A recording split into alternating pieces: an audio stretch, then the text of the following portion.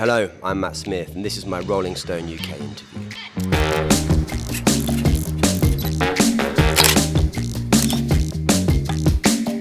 So I have quite an extensive record collection because I went into my mum and dad's loft when I moved to London, and they had all these old sort of Motown records and stuff like that. A lot of Pink Floyd. My dad used to listen to a lot of great original Beatles records. I didn't treat them well enough though. I say that, they need a polish every now and then. Then I was a DJ for a while when I was 18, 19, so I bought a lot of house and trance records. There's a lot of them. And garage, got into that as well. So yeah, I used to like going to buy white label records from a place called Spinadisc in Northampton. My guilty pleasure record. I've got a few banging like Christmas records actually. Again, sort of Motown, Jackson, all that. But that's not a guilty pleasure, that's just a pleasure, isn't it? I do enjoy playing fantasy characters, yeah. I was lucky to play Doctor Who, obviously. I do because you can root them in a reality, which is interesting, and B, you can lean into the sort of the otherness elements of them, and it allows you a sort of freedom, and you get to play with the image, which is always interesting. I think audiences do need fantasy, very much so. I think we all need to sort of extricate ourselves, don't we, from the mundanity of everyday life, and I think a good novel with a bit of magic realism and a sort of fantastical edge to it is a wonderful pleasure in life. I think hopefully our show House of the Dragon will provide a degree of fantastical escapism for people, and sort of play the hits, as it were.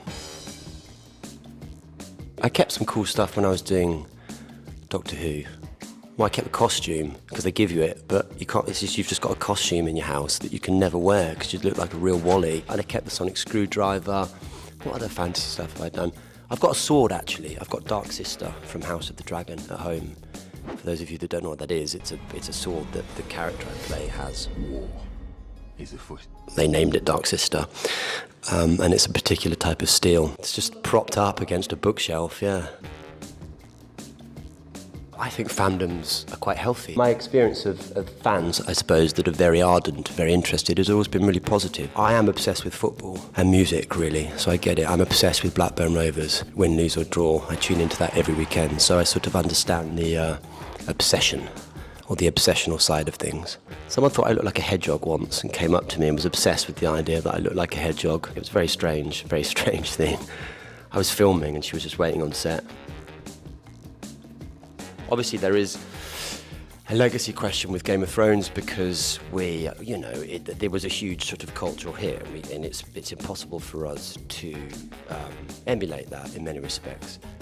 But hopefully, we'll sort of deliver something that feels like it's part of a legacy, whilst at the same time remaining and feeling like it can be something original. There are new actors in it, new writers, of course, and hopefully we can move the story and the brand forward in the right way. But ultimately, that's, I suppose, up to the fans to decide if we get it right. Who knows? I've not seen any.